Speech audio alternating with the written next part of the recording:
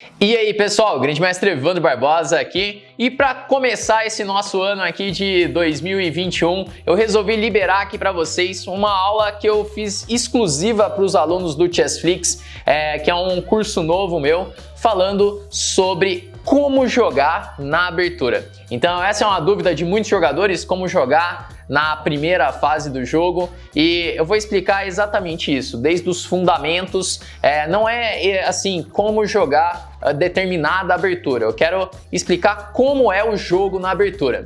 E eu utilizei nesse curso partidas modernas, partidas entre grandes mestres, para ficar claro todos esses fundamentos, como eles são aplicados hoje em dia, beleza?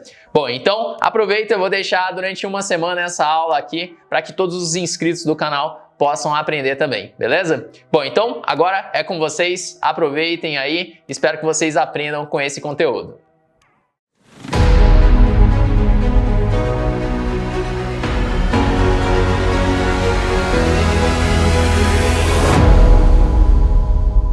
E aí pessoal, Grande Mestre Evandro Barbosa aqui, e seja muito bem-vindo a este novo curso do Chessflix, o curso Como Jogar na Abertura.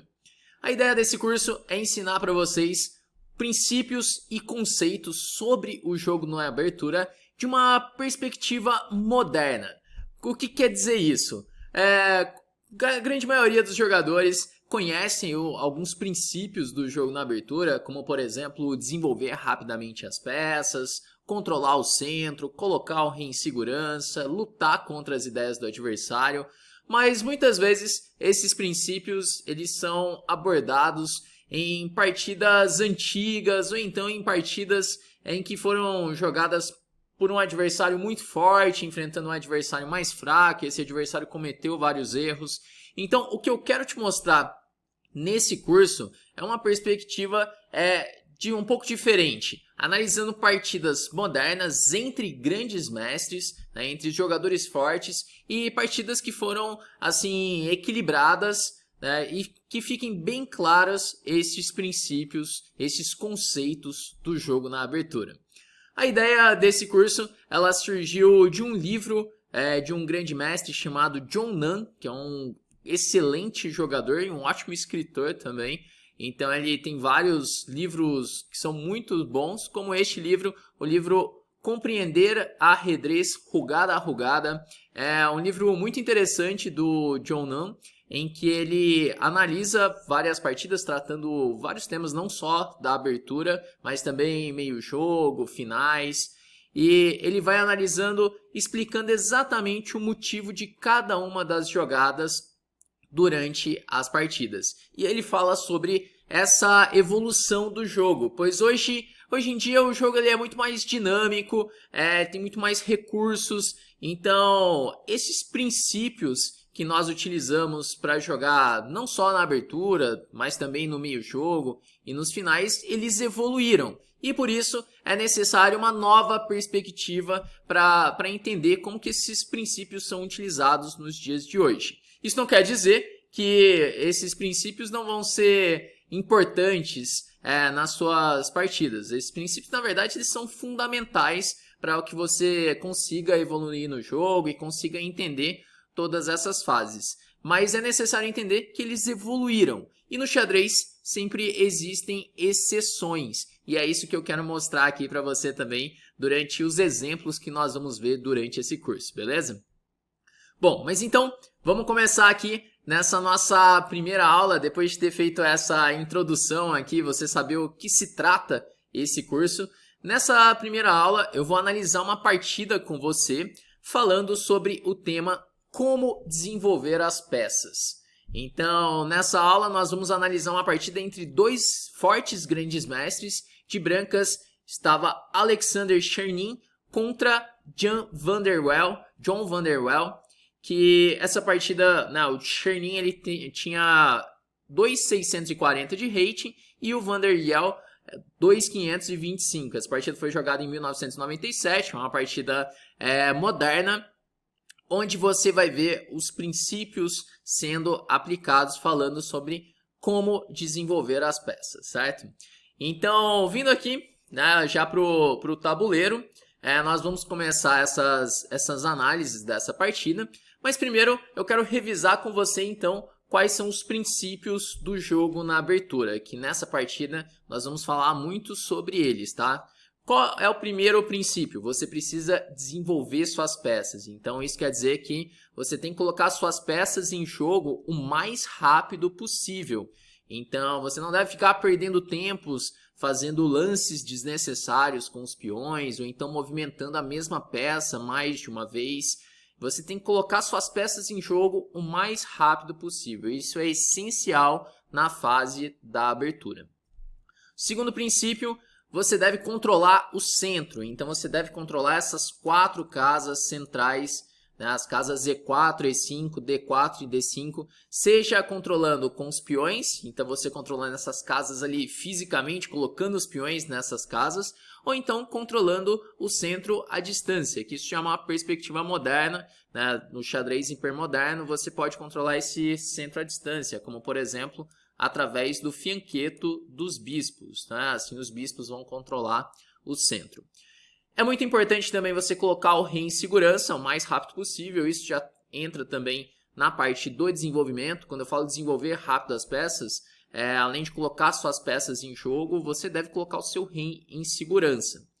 E um último princípio, você deve lutar contra as ideias do seu adversário. Então isso quer dizer que você vai tentar impedir que o seu adversário desenvolva as peças rapidamente, impedir que ele controle o centro também. Então, esses são os princípios que você deve sempre levar em consideração no jogo na abertura. Mas você vai perceber, analisando essa partida, que esses princípios foram evoluindo e existem exceções também. Então, em determinadas posições, podem haver justificativas para quebrar alguns desses princípios, certo? Bom, então vamos começar a análise dessa partida, onde vai ficar mais claro tudo que eu venho falando até agora. Então, o Alexander Chernin, que estava de brancas, ele começou com o lance 1, cavalo F3. Então, antigamente, os jogadores jogavam basicamente ou com o lance 1, E4, ou então o lance D4, já ocupando o centro com os peões. Até hoje, esses dois lances são os lances mais jogados. No entanto, hoje em dia, alguns outros lances ganharam popularidade, como o lance cavalo F3. Então, o lance cavalo F3 é um lance muito flexível, é um lance de desenvolvimento, está desenvolvendo o cavalo, controlando casas centrais, e ele deixa em aberto a possibilidade de jogar ou com C4 ou com D4, dependendo de como as pretas responder, até com E4, ou fianquetando o bispo. Então é um lance que é muito flexível, ele dá muitas opções para as brancas. O lance cavalo F3 talvez seja o lance mais flexível que o branco tenha na escolha da abertura, né? Porque ele não definiu nada ainda de como ele vai jogar. Então, essa é uma possibilidade. E hoje em dia também outros lances como o lance C4 da inglesa, ou então até mesmo G3 ou B3 no lance 1, são lances perfeitamente jogáveis, né? Com essa ideia de controlar o centro mais à distância. Então, aqui veio o cavalo F3 e as pretas responderam com D6. O objetivo desse lance é poder jogar com E5, porque o lance 1 das brancas, cavalo F3, ele evitou o E5 das pretas. Então o D6 ele basicamente prepara o E5 para assim o preto conseguir ocupar o centro com os peões. E aqui as brancas seguiram com o lance G3. A ideia do lance G3 é poder desenvolver o bispo através do fianqueto. Então, apesar de gastar 2 tempos para desenvolver o bispo ele vai ficar muito forte nessa diagonal, podendo controlar as casas centrais e também pressionar a ala da dama das pretas. Então, esse é o objetivo das brancas com esse lance. Eu vou explicando para você, jogada a jogada, quais são as ideias dos dois jogadores, para que você entenda perfeitamente o motivo de cada um dos lances nessa fase da abertura e também você consiga compreender os princípios e como esses princípios evoluíram também. Então aqui G3, as pretas responderam com E5, que é a sequência lógica para o primeiro lance das pretas, o lance D6. As pretas ocupam o centro com os peões, né? Isso não quer dizer que o preto tenha vantagem nessa posição, porque o branco também tem um bom controle do centro, né? O lance cavalo F3, G3, bispo G2 são lances que vão controlar o centro, só que de uma outra maneira, né? Com o lance bispo G2, o bispo ele controla o centro à distância, não necessariamente precisa colocar o peão ali no centro. Em algum momento o branco vai ter que colocar algum peão no centro, isso vai ter que acontecer, senão vai ficar com uma desvantagem muito grande de espaço, né? Não é tão simples desenvolver os cavalos, por exemplo, mas nesse primeiro momento tá tudo bem aqui. Só que agora as pretas fizeram um lance F5. Bom, esse é um lance que já merece uma explicação, é um lance que chama a atenção, porque as pretas movimentam novamente com os peões, né? Então, dos 3 lances que as pretas fizeram, foram 3 lances com os peões. E, assim, no geral, na abertura, assim, nos 10 primeiros lances, o ideal é que você não movimente mais do que 3 peões. Assim, porque senão você já está fugindo assim muito do desenvolvimento, né? Você já está quebrando alguns princípios. E para você quebrar alguns desses princípios que nós falamos, precisa ter uma justificativa muito boa mesmo, né? Então esse é um lance assim que já chama a atenção. Pô, ele não está desenvolvendo as peças. Mas F5 não chega a ser um erro nesse momento, porque ele fortalece até o controle do centro, ele controla a casa central E4, e depois as pretas podem desenvolver com cavalo F6, bispo E7, roque, ou até mesmo cavalo F6, G6, bispo G7 e roque. Mas já é algo para ficar atento já, porque é o terceiro movimento com o peão. E, como eu disse, você tem que priorizar o desenvolvimento na abertura. Então aqui as brancas fizeram C4, agora controlando a casa D5, né? Uma casa bem importante aqui para o plano das brancas, que as brancas planejam utilizar esse bispo de G2, esse forte bispo de G2 para pressionar o centro e a ala da dama, e o peão em C4 ele contribui para isso, controlando aqui uma casa branca, né? Que é a casa D5, essa casa central. Então aqui seguiu cavalo F6. É um lance natural de desenvolvimento, tá? As pretas precisam colocar as peças em jogo. E agora as brancas fazem o lance B4. Bom, e agora, né? O que dizer sobre esse lance? O lance B4, né? Um lance feito pelo peão, né? Com o peão na ala da dama. E aí, eu te pergunto, o que você acha desse lance? Bom, o lance B4... ele precisa, para ficar claro o motivo desse lance, primeiro a gente precisa ver uma outra posição. Digamos que as brancas fizessem um lance cavalo C3, que é um lance bem natural de desenvolvimento. E aqui as pretas respondessem com o lance cavalo C6. Um plano aqui para as brancas, para pressionar a ala da dama e aproveitar esse forte bispo de G2, é jogar, por exemplo, com torre B1, para B4 e B5, assim já pressionando a ala da dama e expulsando o cavalo de C6. Por exemplo, poderia jogar A3, A5 e agora a torre B1 para fazer B4. Mas você percebe que as brancas gastam um tempo a mais para conseguir fazer o B4, porque esse cavalo em C6 ele controla a casa B4. Então, a justificativa do branco ter feito B4 direto é justamente essa, porque agora esse cavalo C6 já está vindo B5.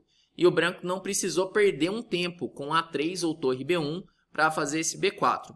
Além disso, com o lance B4, as brancas abrem espaço para desenvolver o bispo para a casa B2, onde através do fianqueto, o bispo ele vai ficar muito bem colocado, controlando as casas centrais, D4 e E5. Então aqui o branco ele joga uma abertura hipermoderna, que é essa ideia de controlar o centro à distância, né? Aqui são as posições da abertura hatch. Então, e outro detalhe também, que B4 é um lance muito provocativo, né? Esse lance aqui, o B4, porque o preto ele tá com o centro aqui de peões e o branco faz um lance assim na ala da dama, um avanço de peão na ala da dama, isso acaba provocando o adversário. E especialmente nessa partida em que o Chernin estava enfrentando John van der Yel, que esse jogador é um jogador muito agressivo, jogador de pretas, esse lance tem um efeito ainda maior, né? Porque por ser um jogador agressivo, aqui o jogador de pretas fez o lance E4, que ele queria já tentar punir o adversário, né, desse lance B4. No entanto, o lance E4 feito pelas pretas é um lance prematuro, porque apesar de atacar o cavalo, não é claro que esse lance ele vai trazer aqui bons resultados, né? Porque ele enfraquece a diagonal A1H8, né? Então quando esse bispo entrar em B2, esse bispo ele vai ficar ainda mais forte. E o peão de E4 ele limita por um tempo o bispo de G2, só que em determinado momento pode chegar o lance D3 das brancas, abrindo a diagonal para o bispo de G2 também. Então, na verdade, esse lance ele vai acabar enfraquecendo a posição. E se a gente observar, o preto ele não está preparado para abrir linhas, começar um ataque, porque ele não tem desenvolvimento. Então aqui, esse já é um lance bem suspeito, se a gente levar em consideração os princípios do jogo na abertura. Então aqui veio o cavalo D4, levando o cavalo para uma casa central, e as pretas respondem com D5. Essa é a continuação que o preto esperava aqui depois de E4 fazer o D5 abrindo a posição, né, e já tocando aqui no peão de B4 também.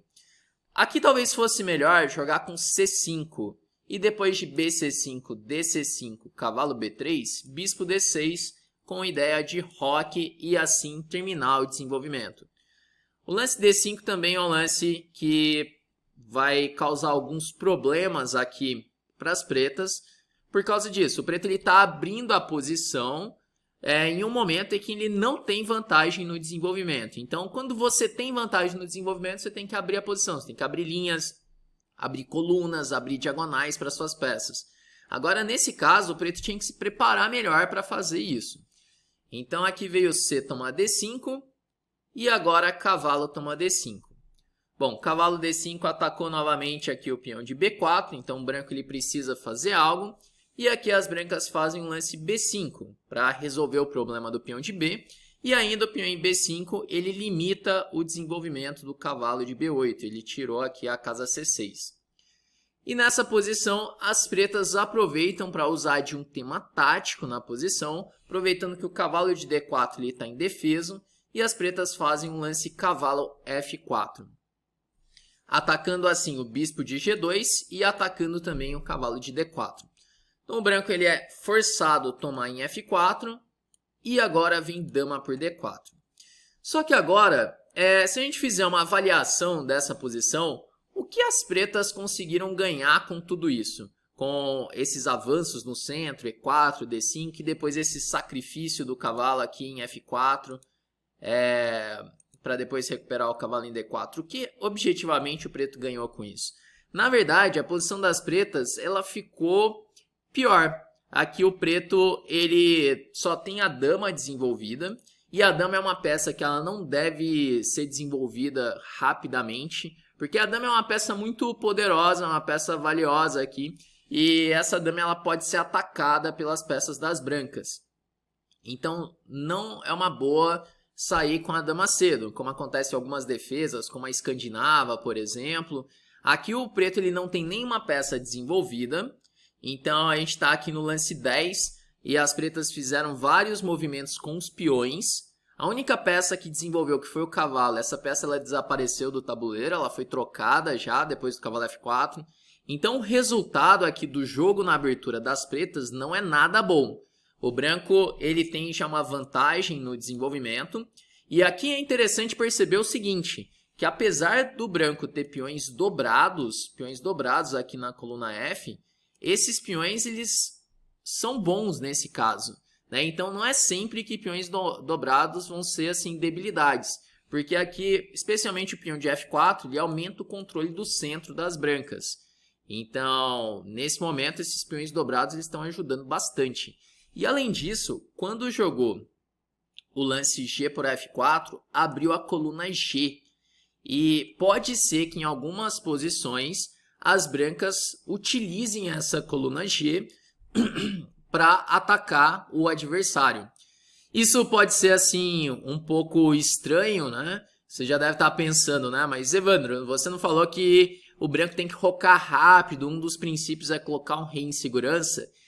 Então, dependendo da circunstância, você pode jogar com o rei no centro e aproveitar outros elementos da posição. Isso é o xadrez moderno, né? O xadrez moderno, ele muitas vezes vai quebrar algumas regras, alguns princípios. Nessa situação, por exemplo, o rei ele está seguro em E1 e pode ser que o branco ele jogue com torre G1 para assim utilizar a coluna G.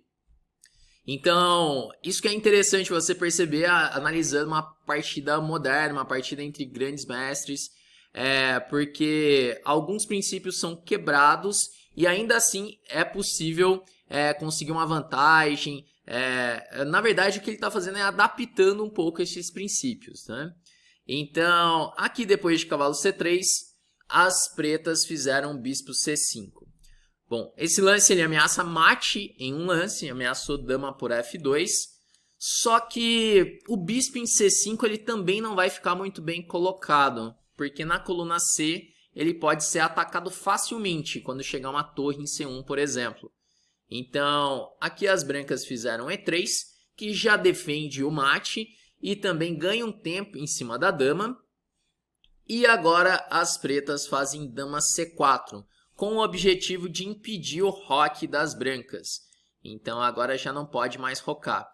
Mas acontece que o branco já não estava pensando em rocar mesmo nessa posição, né? Como eu já te expliquei, depois da abertura da coluna G, pode ser interessante utilizar a coluna G colocando a torre em G1. E a dama em C4, ela vai perder ainda mais tempos, né? Pode ser que em algum momento chegue um lance como um torre C1, e ameaçando um descoberto, ganha um tempo em cima da dama, ou então um bispo vindo para F1 para mudar a diagonal desse bispo também. Então a posição das pretas está extremamente perigosa por causa da falta de desenvolvimento. Nesse momento, não foi desenvolvida nenhuma peça aqui na ala da dama. Então as brancas fizeram bispo B2, desenvolvendo o bispo, colocando o bispo na forte diagonal. Essa diagonal aqui está muito forte para esse bispo. Os peões aqui de E3 e F4 controlam ainda mais o centro. Depois do avanço C4, essa diagonal ficou bem debilitada. Então as pretas rocaram. E agora o branco faz um lance muito forte nessa posição. Um lance que pode ser contraintuitivo esse lance. Mas se você perceber alguns elementos dinâmicos da posição, você vai perceber que o lance torre G1 é um lance muito forte, colocando assim a torre na coluna aberta e já pressionando o ponto G7. Então, se você combinar a torre G1 com o bispo de B2, já começa a surgir alguns temas táticos na posição. Então, o xadrez moderno ele é muito mais concreto e ele leva em consideração muito mais elementos dinâmicos da posição. E um elemento dinâmico muito importante é a atividade das peças. Então, apesar do branco ele estar com o rei no centro, esse rei ele está seguro, ele tem uma vantagem muito grande no desenvolvimento e as peças desempenham a atividade assim, o máximo do seu potencial, né? Combinando, por exemplo, a torre G1 com o bispo de B2. E aqui já cria uma ameaça bem direta, ameaça de bispo F1, atacando assim a dama de C4 e pressionando F7. Então, aqui veio o lance torre F7 para defender justamente esse ponto. Outros lances, como por exemplo dama F7, já poderiam perder imediatamente, levando um bispo por E4, Fe4 e agora cavalo E4, que já ataca o bispo de C5 e ameaça também um lance como torre toma G7.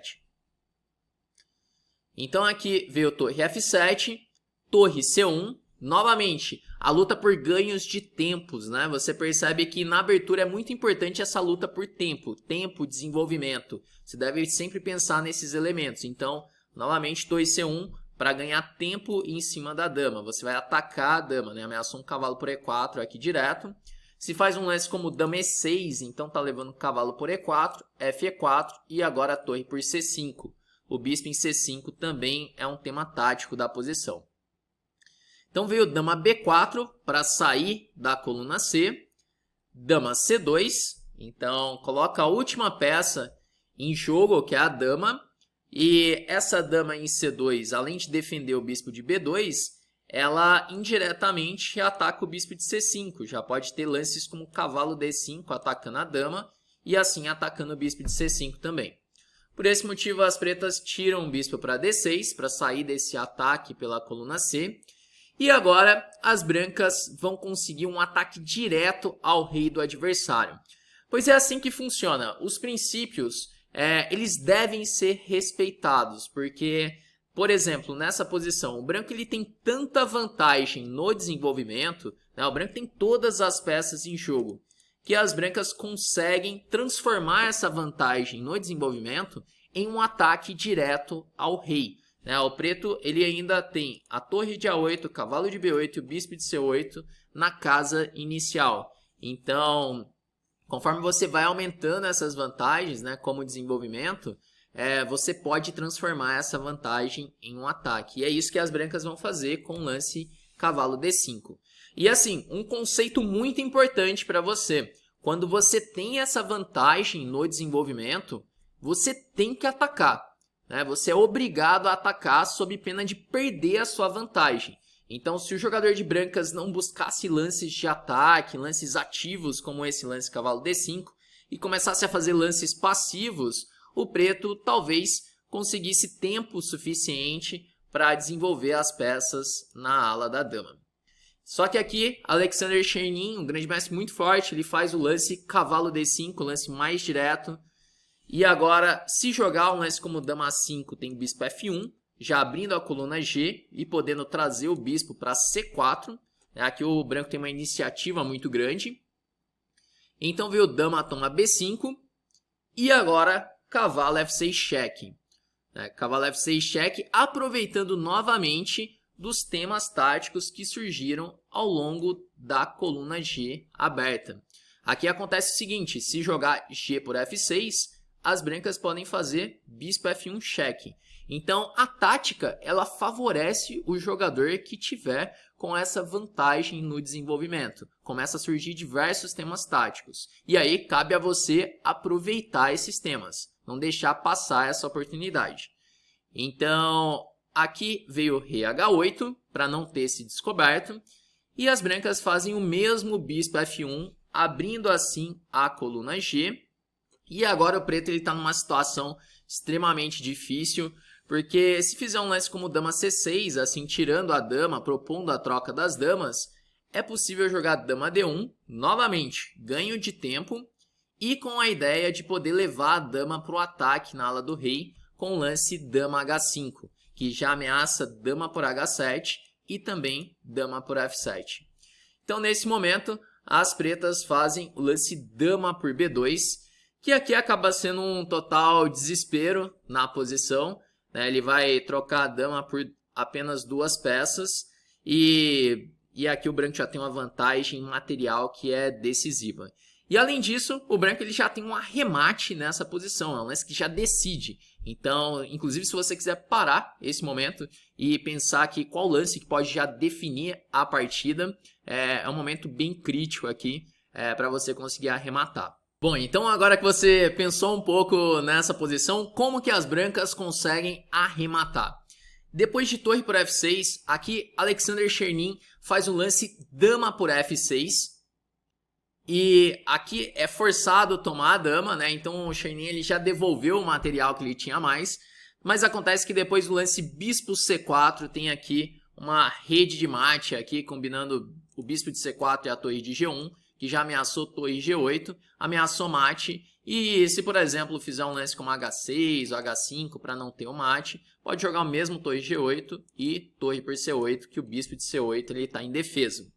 Então aqui ainda seguiu com bispo E6, bispo toma E6, cavalo A6, e o branco ele simplesmente tem uma qualidade a mais, ele tem uma vantagem material muito grande, veio rei E2, cavalo C5, bispo por F5, torre D8 e depois de torre G3 as pretas já abandonaram, O branco ameaçou aqui torre H3 para torre por H7, já está trazendo a outra torre para G1 e realmente não tem como o preto insistir nessa posição. Além de ter uma vantagem material muito grande, o preto tem um ataque forte aqui. Então, muito provavelmente nos próximos lances, com essas ideias de torre H3, torre H7, torre G1, as brancas vão conseguir dar mate. Bom, então, conclusões que nós podemos tirar dessa partida. Então, falando aqui sobre o principal tema dessa nossa aula, que é o tema como desenvolver as peças. Então, a primeira conclusão aqui que você pode tirar é que você tem que respeitar os princípios do jogo na abertura. Então, as pretas movimentaram vários peões na abertura, como você pode ver. Então, os lances E4, D5, o próprio F5, né? Primeiro já era um lance assim um pouco suspeito, mas ainda estava ok. Só que depois o jogador de pretas continuou fazendo movimentos com os peões. Então esse é um primeiro momento, assim, algo importante aqui para você guardar desse jogo na abertura. Você não deve ficar fazendo muitos lances com os peões na abertura, senão você vai ficar atrasado no desenvolvimento. Segundo tema importante, a dama. A dama ela foi desenvolvida de uma maneira prematura. E a dama é uma peça que ela não deve ser desenvolvida assim tão cedo, né? Porque ela pode perder vários tempos. Você pode perceber nessa partida que a dama ela ficou perdendo vários tempos e o branco conseguiu desenvolver as peças rapidamente. Outro tema importante, quando você tem uma vantagem no desenvolvimento, você tem que atacar. Então você é obrigado a atacar. Aqui o lance cavalo D5... ele ilustra muito bem esse momento. Então, o branco com todas as peças desenvolvidas e o preto ainda com toda a ala da dama nas casas iniciais. Então, você tem que atacar quando você tem essa vantagem no desenvolvimento. E algo importante é que, hoje em dia, com o xadrez moderno, existem muitas exceções. Então, um dos princípios do jogo na abertura é você colocar o seu rei em segurança. No entanto, aqui surgiu fatores mais importantes, fatores concretos, né, utilizando aqui o jogo dinâmico, especialmente a atividade das peças, em que as brancas conseguiram um ataque decisivo sem ter rocado, com o rei aqui no centro. E o rei ele estava muito seguro, né, e pôde utilizar a coluna G para o ataque também. Então, algumas regras, alguns princípios podem ser adaptados. Então, se, por exemplo, existe uma fraqueza e você não consegue atacar essa fraqueza, no caso aqui o rei no centro, se o preto não consegue atacar o rei no centro, então tá tudo bem. Esse rei ele pode ficar aqui e as brancas podem utilizar do desenvolvimento para conseguir vantagem na posição. Então esses são os principais conceitos que eu queria te mostrar nessa aula e mostrar essa perspectiva moderna também do jogo, analisando uma partida recente entre dois fortes grandes mestres, tá? E é interessante mostrar para você também que até fortes jogadores cometem erros relacionados aos princípios do jogo na abertura. Às vezes você pode, de repente, subestimar um pouco esses princípios, pensando que só jogadores, de repente, iniciantes ou inexperientes que vão cometer erros relacionados a esses princípios, mas não é bem assim que funciona. Mesmo grandes mestres, fortes jogadores podem cometer erros relacionados a esses princípios, certo? E isso é muito mais importante do que você ficar conhecendo diversas aberturas, diversos nomes de aberturas, ou de repente, se você fica decorando lances na abertura, não é esse o caminho. O primeiro passo é você dominar esses princípios e conceitos que serão abordados aqui durante esse nosso curso, beleza? Bom, então essa foi a nossa primeira aula, espero que você tenha aprendido mais. Vamos então encerrando por aqui e até a próxima.